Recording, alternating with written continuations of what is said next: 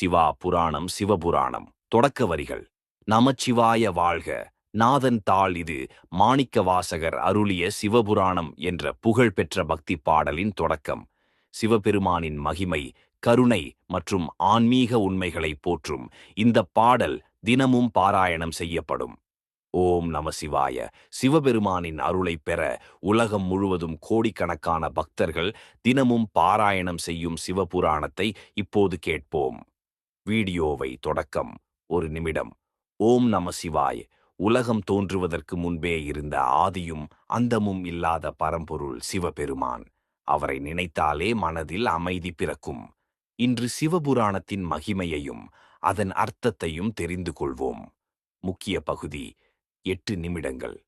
ஒரு காலத்தில் மனிதர்கள் துன்பம், பயம், கோபம், ஆசை ஆகியவற்றால் அவதிப்பட்டனர். அவர்களுக்கு விடுதலை கிடைக்க என்ன வழி என்று முனிவர்கள் தேடினர். அப்போது சிவபெருமான், என்னை உண்மையான பக்தியுடன் நினைத்தால் போதும் என்று அருளினார். அதன் பின்னர் மாணிக்கவாசகர் சிவபுராணத்தை அருளிச் செய்தார். நமச்சிவாய வாழ்க, நாதன் தாள் வாழ்க என்ற வரிகள் வெறும் பாடல் அல்ல, சிவபெருமானின் திருவடிகளை எப்போதும் நினைத்து வாழ வேண்டும் என்ற ஆன்மீக செய்தியாகும். சிவபுராணம் கூறுவது என்ன? இறைவன் எல்லா உயிர்களிலும் இருக்கிறார். அன்பே சிவம். அகந்தையை விட்டால் இறைவனை அடையலாம். நமச்சிவாய மந்திரம் மனதை தூய்மைப்படுத்தும். ஒருமுறை ஒரு ஏழை பக்தன் தினமும் ஓம் நம சிவாய் என்று ஜெபித்து வந்தான். அவனிடம் செல்வம் இல்லை, ஆனால் சிவபெருமானின் மீது அளவற்ற நம்பிக்கை இருந்தது. பலர் அவனை கேலி செய்தனர். இருந்தாலும் அவன் ஜெபத்தை நிறுத்தவில்லை.